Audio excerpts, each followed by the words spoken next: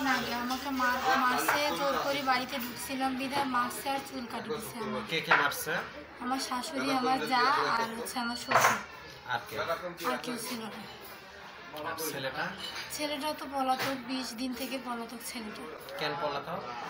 আমি সেটা জানি না। আমার সাথে ভালো ব্যবহারই ছিল। আমরা বাসা প্রথমে 2 মাস আগে যখন আমাদের বিয়ে হয়েছে তখন হচ্ছে যে ছেলের বাড়িতে 1 মাস ছিলাম, ওদের বাড়িতে বিয়ে হয়েছিল। 1 মাস থাকার পরে এখন ছেলের মা আমার দ্বারাই যত কাজ আছে ধানের সব কাজ করেছে, ঘর নেপা থেকে শুরু করি সব কিছু করে নিয়েছি।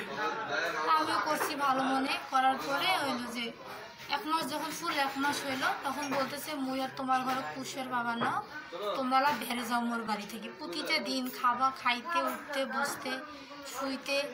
তারপরে আমার শাশুড়ি এমন বাজে কথাও বলে যে এলা বাপের সাথে শুতিয়েছিস, এলা মরিস না, এলা ফাঁসি দিস না। আমার স্বামীকে আমার বাপ বানিয়ে দিয়েছিল। তারপরে ওই দিন রাত্রে আবার আমাকে ধরে ওনার কথা অনুযায়ী আমার হাজব্যান্ড আমাকে মারছিল।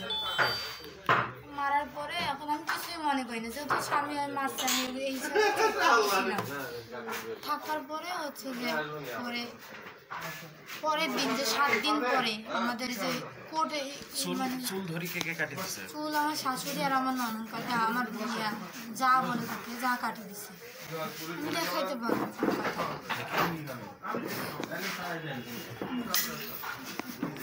বেনি করা ছিল, একটা বড় বড় বেনিটা ধরি কাটি দিছে অনেক বড় বড়।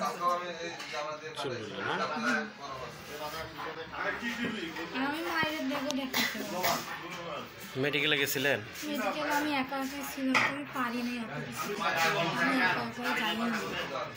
আচ্ছা, থানার ওসি কি বলছে এখন দিচ্ছেন? থানার ওসির সাথে আমি আজকে কথা বললাম প্রথমবার।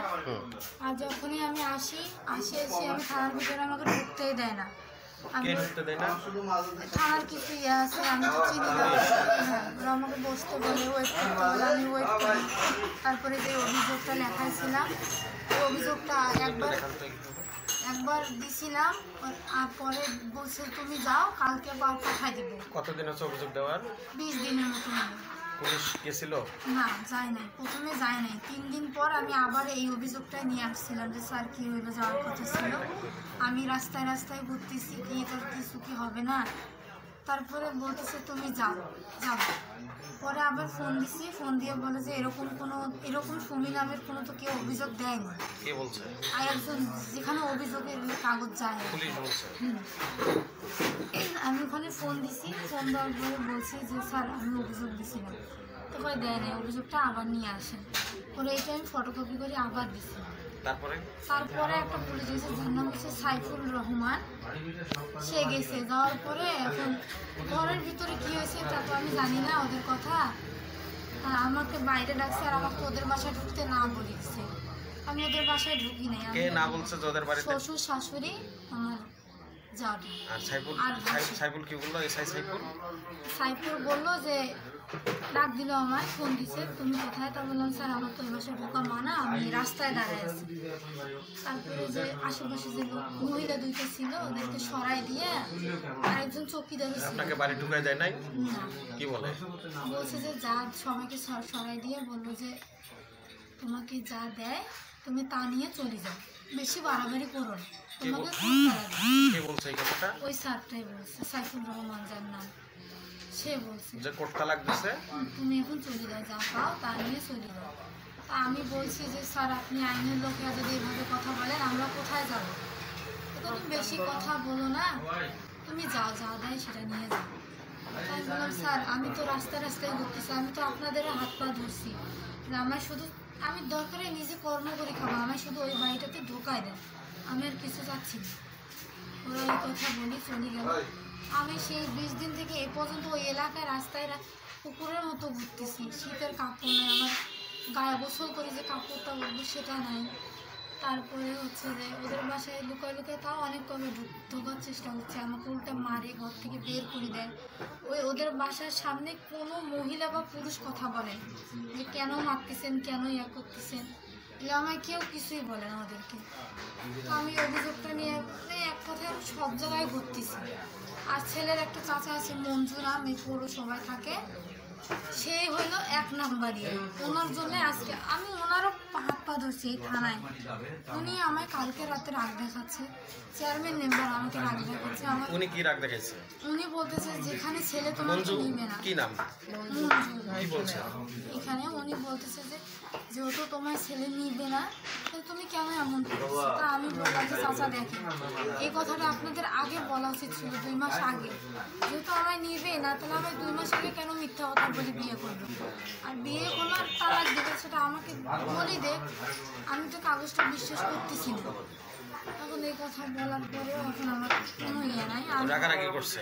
হ্যাঁ, চেয়ারম্যান মেম্বারেরও আমি হাত পা ধরছি, ওদের বাসায় পর্যন্ত গেছি। চেয়ারম্যান কি বলে? চেয়ারম্যান উল্টা কি স্যার, কোন চেয়ারম্যান, নাম কি? চেয়ারম্যানটার নাম বলতে পারতেছি না। হ্যাঁ হ্যাঁ, শামসুল চেয়ারম্যান। আরেকটা হচ্ছে যে আর মেম্বারের নাম হলো গোপালপুর ইউনিয়ন 1 নম্বর ওয়ার্ড। কি বলছে চেয়ারম্যান? 1 নম্বর। চেয়ারম্যান কি বলছে? চেয়ারম্যানও ওই একই কথা, ওরা তোমাকে নিবে না, অথচ আমাকে চেয়ারম্যান মেম্বারে বিয়ে দিল। ওরা এটা কথা তুলতে পারে না যে যেহেতু মেয়েটাকে নিবেই না তাহলে 2 মাস আগে কেন বিয়ে করবে? ওরা কেউ কিছুই বলতেছে না।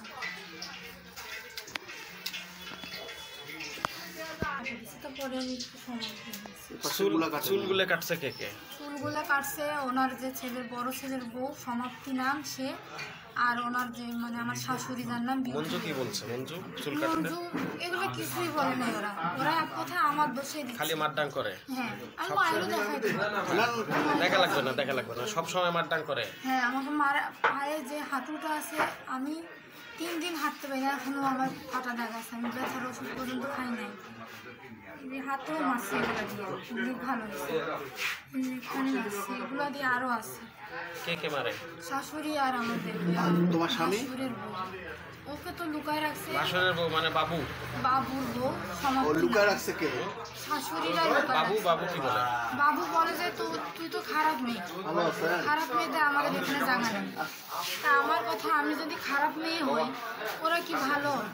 ওনারও তো 3টা বোন আছে, বাবুর বোন আছে, ওরা কিভাবে বিয়ে করছে? আমার থেকে তো জঘন্যভাবে বিয়ে করছে। বাবুও মারডাং করে? হ্যাঁ, বাবুও তো হলো যে ইয়া করছে, কি বলে, বাবুও তো এরকম, বাবুও তো খারাপ। ও তো ওদের গ্রামে একটা বাচ্চারা মেয়ের ঘরে ঢুকছে। ওরা খারাপ না, খালি কি আমিই খারাপ? খারাপ মানুষের তো বলো। খারাপ মানুষের তো হলো